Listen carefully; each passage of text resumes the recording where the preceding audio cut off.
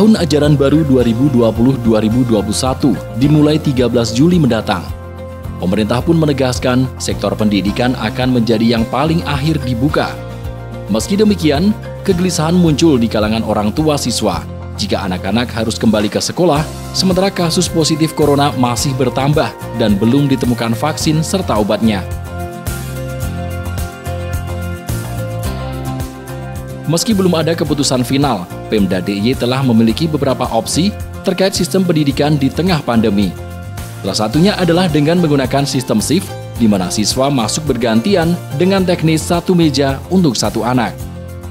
Lantas sudah siapkah sekolah dan para tenaga pendidik, terlebih untuk jenjang sekolah dasar?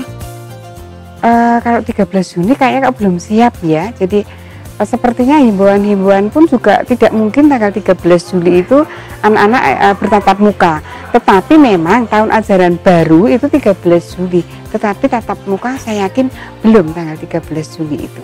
Kalau bicara tentang setuju dan tidak setuju sih, sebenarnya untuk jenjang SD kami masih sangat kurang setuju lah, karena misalnya nanti kelas bawah terutama ya, kelas 1-2, wah lama nggak ketemu temen nih. Sekali ketemu temennya, aduh pengen pelukan begitu kan, terus lihat masker temennya yang lucu, pengen gantian, nah kayak gitu kan sangat beresiko begitu. Kemudian kita juga harus siap juga data anak itu harus, artinya kesehatannya bagaimana setiap hari, apakah dia punya penyakit bawaan juga gitu, karena yang kita hadapi ini kan virus yang tidak terlihat oleh mata, jadi kita nggak tahu kapan dan di mana kita bisa terkena virus itu. Itu sih kekhawatirannya kita sebenarnya, lebih ke anak-anak didik kami seperti itu.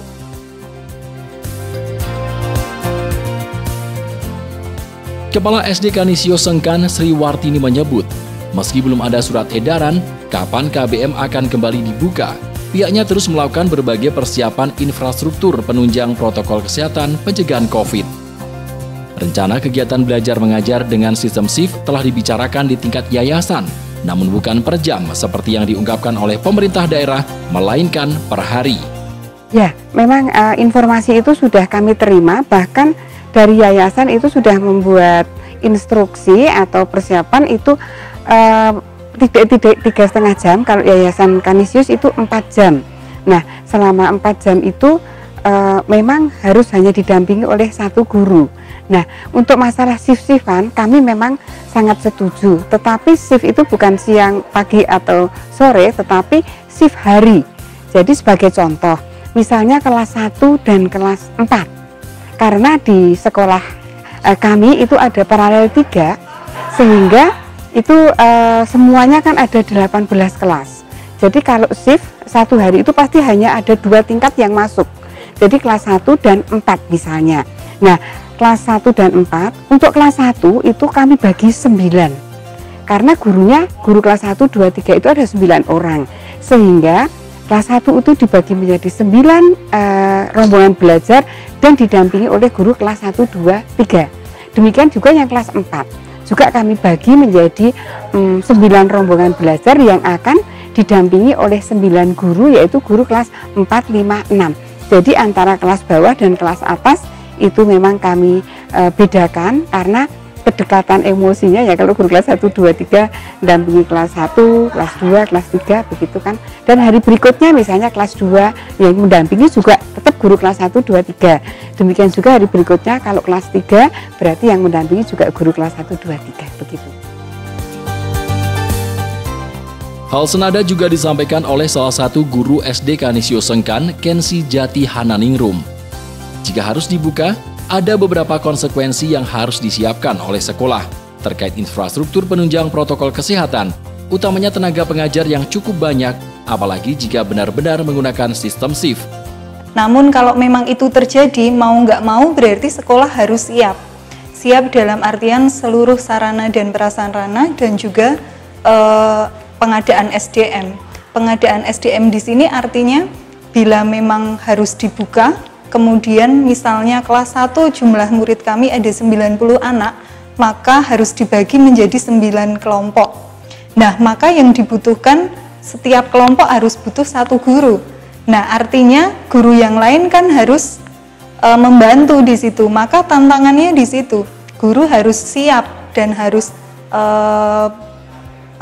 harus mengolah dirinya lagi lebih dalam supaya yang guru kelas 3 nggak biasa ngajar kelas 1 harus bisa mengolah dirinya menjadi guru yang siap di kelas 1. Jadi memang secara beban kerja ya mungkin akan lebih ya, dan guru harus mau mengaktualkan diri lagi begitu. Akademisi dan Kepala Program Studi Pendidikan Guru SD Universitas Sanata Dharma Yogyakarta, Kintan Limiansih menegaskan, sekolah sebaiknya tidak memaksakan dan memiliki hak untuk tidak membuka kegiatan belajar mengajar secara tatap muka jika memang belum siap dan mampu.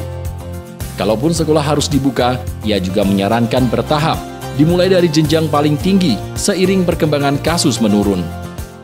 Jika sekolah bisa menjamin protokol kesehatan itu dapat dilaksanakan dengan tegas dan ketat, itu bolehlah dilaksanakan. Tapi kalau sekolah tidak bisa menjamin, saya kira sekolah tidak perlu tergesa-gesa untuk dibuka. Nah, toh juga pembelajaran jarak jauh yang akan dilakukan itu bisa juga memiliki kualitas yang optimal, tidak kalah dengan tatap muka langsung, asalkan dipersiapkan dengan matang. Kalau untuk jenjang yang tingkat atas itu sudah relatif dewasa ya siswa-siswanya, tapi kekhususan untuk siswa SD dan TK, mereka memiliki tahap perkembangan yang berbeda. Dari segi sosial misalkan, untuk anak-anak SD dan anak-anak TK itu mereka baru dalam masa belajar untuk bergaul, belajar untuk bekerja dalam kelompok, ingin terlibat dalam tim, ingin mengekspresikan diri sehingga dihargai orang lain. Nah, tahap-tahapan ini nanti memunculkan interaksi-interaksi satu dengan yang lain, kontak fisik, sehingga physical distancing tentunya tidak bisa dikontrol dengan baik. Nah, selain itu dari segi perkembangan kognitif, anak usia sekolah dasar dan di bawahnya ini memiliki rasa ingin tahu yang tinggi dan mereka cenderung untuk ingin mengekspresikannya dengan bebas. Misalkan temannya memiliki pensil baru saja, mendekatlah dia, kontak fisik, physical distancing tidak bisa dilakukan. Pembukaan sekolah secara terburu-buru justru akan menjadi bumerang tersendiri, apalagi jika dibuka serentak seluruh jenjang pendidikan. Tahun ajaran baru Juli mendatang akan menjadi momentum tepat untuk mengevaluasi formula pembelajaran secara daring. Baik, kalau untuk waktu dekat ini saya rasa ya perlu dievaluasi lagi karena kan jumlah pasien positif kan sekarang masih bertambah terus-menerus. Nah, ketika ini akan dilaksanakan mungkin tidak dipas di tahun ajaran baru.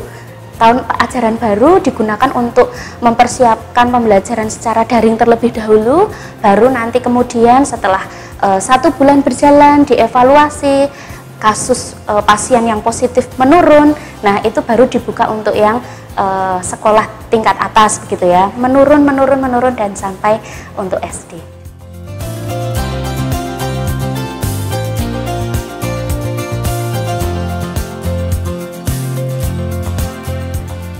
Christian Aditya, Andri Zulianto, Jogja TV.